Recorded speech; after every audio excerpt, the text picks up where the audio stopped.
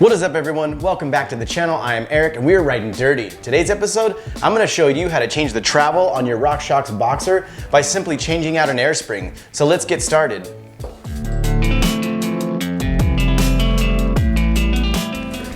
All right, to get started, you're gonna need a couple of things. You're gonna need a couple of tools, and you're gonna need some grease and some oil. Pretty basic stuff, so let me show you what you're gonna need. You will need one rubber mallet, you will need one pair of snap ring pliers, two hex keys, one in 5mm and one in 2.5mm, one shock pump so you can let the air out slowly and then pump it up when you're done, one new air spring, and also one bottle of Slick Honey and one bottle of Rockshox fork oil. 0 weight 30. And last but not least, you're gonna need a torque wrench so you can know exactly how much you're torquing down the bolts when you're done.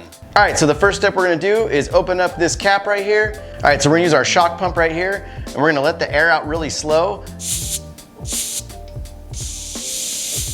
First thing you're gonna do is you're gonna wanna take off your rebound cap. So you need to flip your fork upside down and use your 2.5mm hex key to unscrew that. Once that's unscrewed, you just pull it off. Then you're gonna take your 5mm hex key and you're going to loosen up the bolts on the bottom, on left and right side.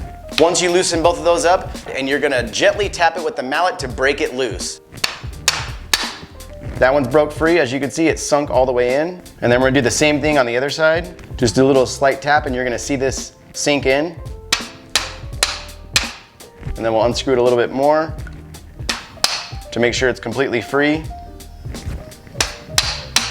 And it's all the way free, so we're good to go. Once they're broken loose, then you'll be able to slide the fork off. Make sure that you have a little bucket or something like that to catch all the fork oil that's gonna be coming out of the bottom right now. All right, now that we're all good to go, now we're gonna slide these forks down so we can get the oil out. And it should just drain right out.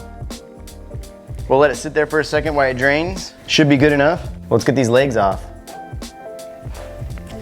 There we go.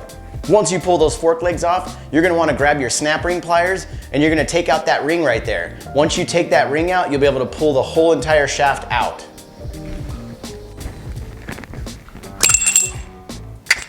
There we go. Got that out. A little bit of grease and all that on there dripping off. And yeah, that's pretty much it. That's a 200mm shaft and we're gonna change it to a 180. So here's our new shaft. We're gonna put grease all the way around this ring and grease all the way around this ring. And then we're gonna put it back in and we should be good to go. You wanna make sure that you put it all the way around that rubber ring right there. That way you get it nice and coated and it'll slide up and down the way it's supposed to.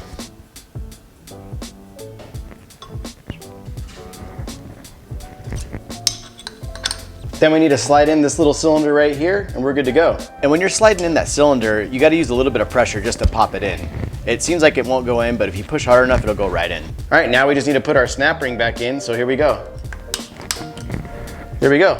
That's in, we're good to go. All right, time to slide the fork legs back on.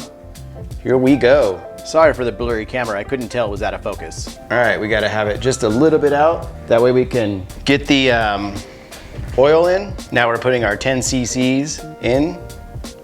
So this is a 5 cc bottle, so we're gonna do twice on each one.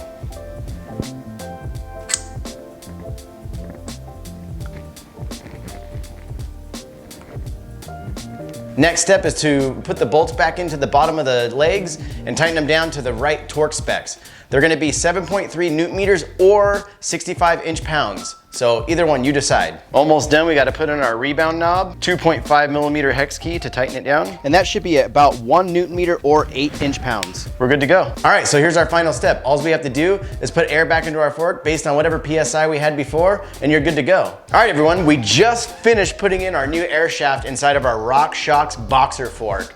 That was a pretty easy job in my opinion. Out of a scale of 1 to 10, I would give it probably a 2 or a 3. What would you rate it as? Leave a comment down below. So if you like what we do, hit that like button. If you want to see what we're up to next, hit that subscribe button. And always remember, start small and go huge. Thanks for watching.